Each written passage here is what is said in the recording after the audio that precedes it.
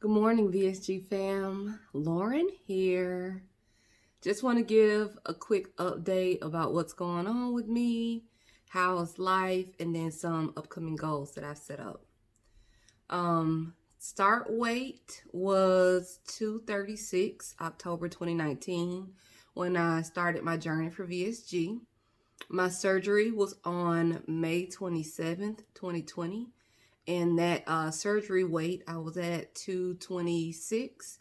And then today I just weighed myself, and it is August. What is today's date? August 22nd. So I'm 3 months post-op. August 22nd, I'm 192 pounds. Since May 1st, even though my surgery was on May 27th, my scale lets me know how much I've lost since May 1st. So since May 1st, I am 44 pounds down. And since the date of surgery, I'm about 34 pounds down.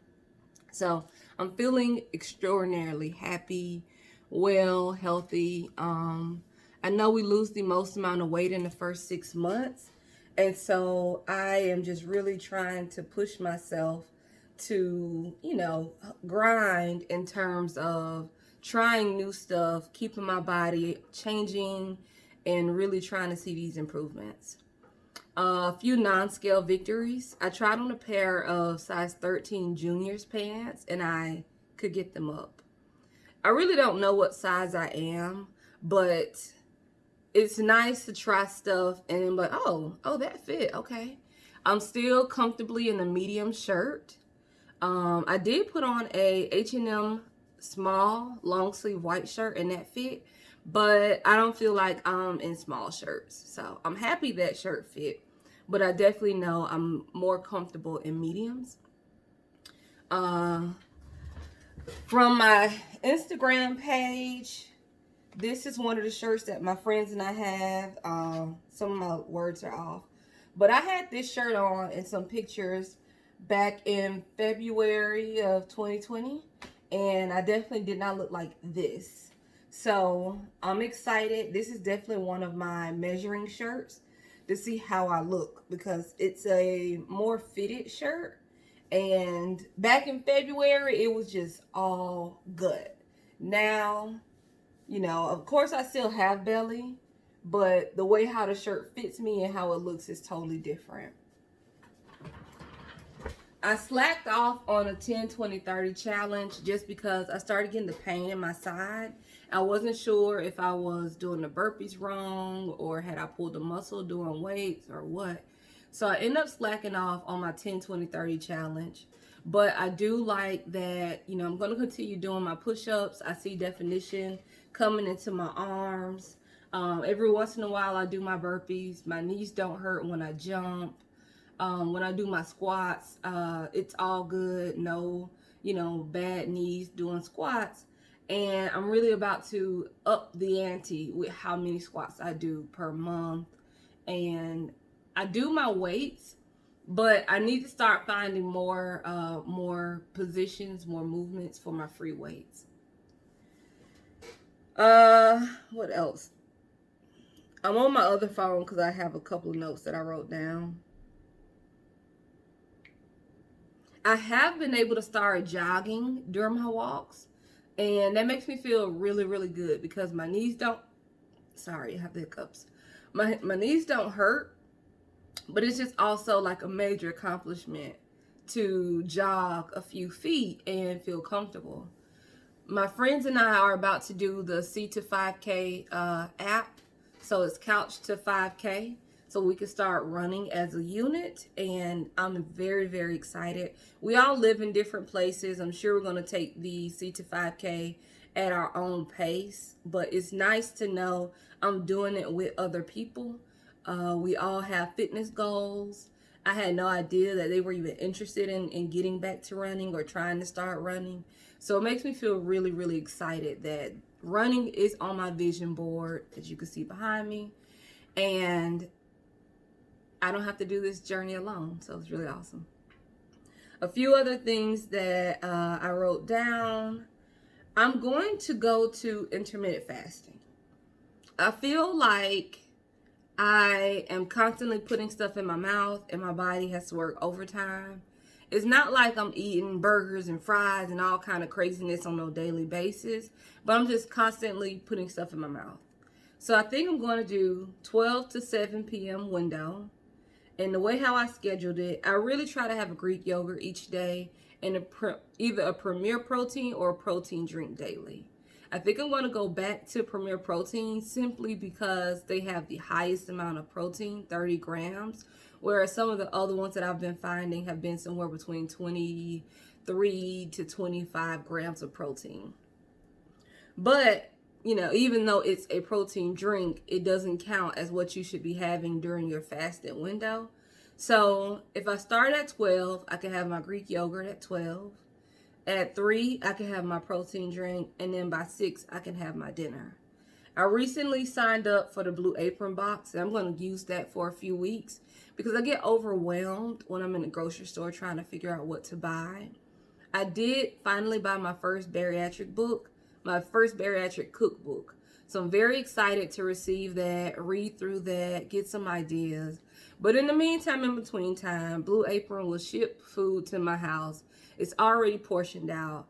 Even though I know the portions will still be larger than what I typically eat, that just means that my food will last a little bit longer. And I'm excited because I don't have to worry about I'm going to go buy this ingredient and after I make this particular meal, I'm not going to be able to use it, or I have to find something else to use this ingredient with before it goes bad, etc., etc. So I'm excited for my Blue Apron boxes. They're going to give me some variety.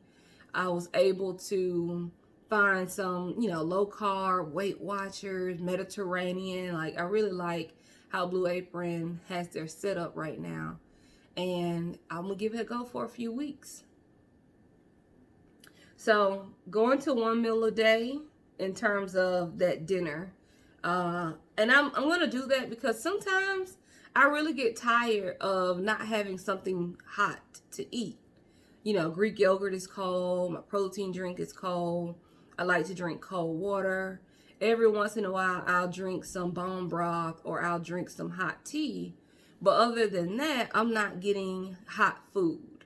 So my 6 o'clock dinner, that's where my Blue Apron meal will come in at, or whatever I decide to cook from my bariatric cookbook, that's where that's going to come in at.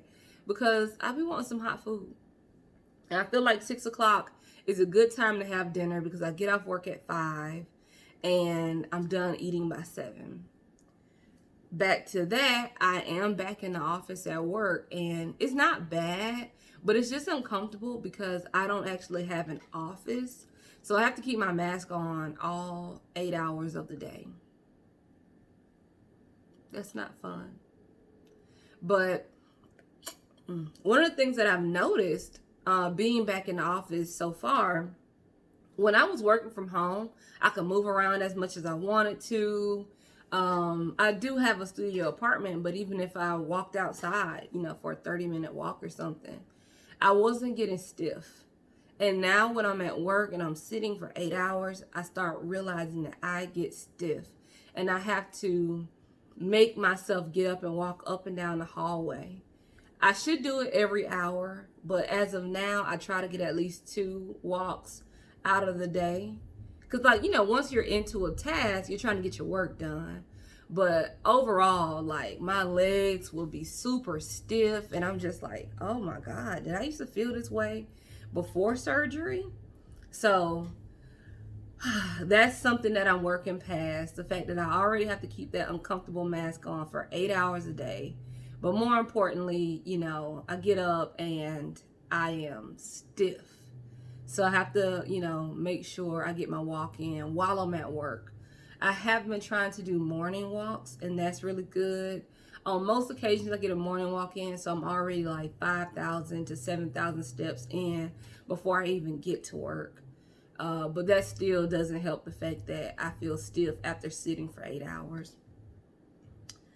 I really need to try to get to these 64 ounces of water a day. I'm nowhere near that. I tend to have dry mouth quite frequently. So I'm hoping by going to intermittent fasting and I don't start eating until 12, it's going to force me to get more water in. And then once I have dinner at 6, from 7 to whenever I go to bed, that's also going to force me to have more water. So I'm really, really looking to see what type of optimization I can get in my results by making these lifestyle changes. I want to challenge myself to start doing 100 squats a day and 3 to 400 donkey kicks a day. I'm really trying to get my booty back. This is a serious matter and it's important to me.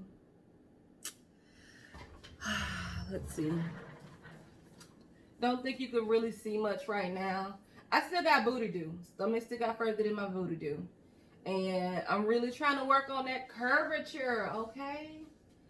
The circumference, the radius, the whatever you want to call it, it need to be sitting.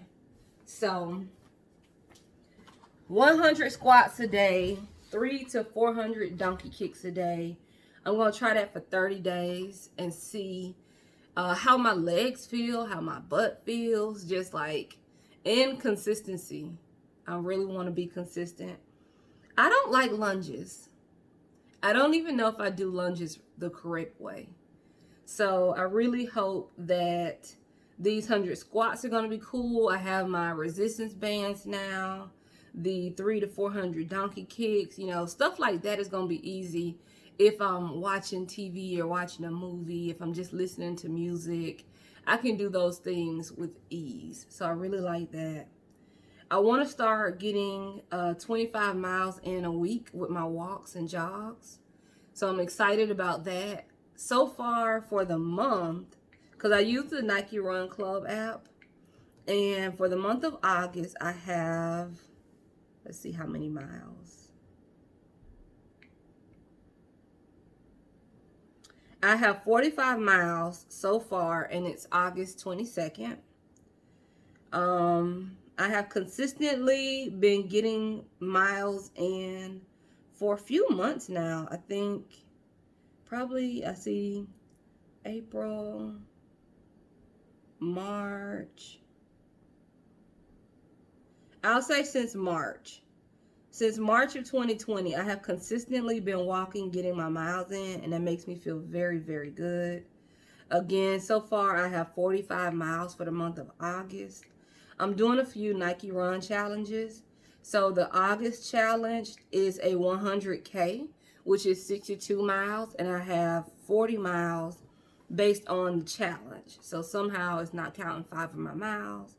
But I have 9 days left. I'm at 40 miles, and the goal is to get 62 miles. And I think I can do it because I'm actually getting ready to knock out a few miles this morning. And then I'm in a different challenge where it's 21 days remaining, and it's a total of 100 miles. And so this challenge started in like July, and I have 61 miles. So 61 miles of 100 miles. I have 21 days left to go, and I'm feeling very excited about both of these challenges in the Nike Run app. I'm going to just keep doing challenges so that I will stay consistent and take myself to new heights each time. My goal for the month of August, which is again post-op month 3, is to get down to the 180s. So I'm already 192 on August 22nd, and I feel like it's extraordinarily possible for me to get to the 180s this month. And then in September, by the end of September, I want to be 180. So I think in the next few days, I think it's 9 days left this month. From 192, if I can get down to comfortably 188, and then for the month of September, I go from 188 to 180, that'll be amazing because I really want to work on toning and defining my body in September. I was looking at a YouTube video and it said it's best to work out on an empty stomach. So I'm going to have a cup of green tea this morning with a shot of apple cider vinegar. I'm trying to create some routines that are easy for me to do. I'm hoping that's still considered an empty stomach because it's just liquids. But I am trying a lot.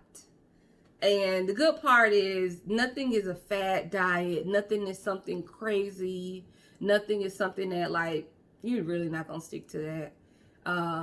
But it's giving me a chance to just try different things, shake up how my body is doing, see what results I have to continue either doing it or switching that up.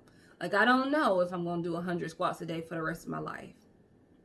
Is that even feasible? But for a month, I can definitely challenge myself to do 100 squats a day. But I do believe I can continue doing a protein drink a day. I can continue doing Greek yogurt a day. Like those things are very simple. So just a quick update about what's going on with me. It is still 3 months post-op. Again, since May 1st, I'm down 44 pounds. I'm 192 pounds. I'm hoping to get down to the 180s by the end of August. I want to spend September really defining my body, getting some runs in. So very excited about this C to 5K run. And I don't have a goal to run a 5K, but I want to get back to running. And I think that's a great app that's going to help me run. And I'm just so blessed and excited and happy about this journey. Like, my life is so much better. The quality of life that I have is so much better. Every once in a while, I find myself trying to eat like I used to eat. And I'm like, stop. It's not even worth it. I've wanted sushi for a couple of days. It's not worth it. Chinese food was one of my favorite things to get. A little shrimp fried rice. Not worth it. I had loaded tater tots, was it yesterday? Not worth it.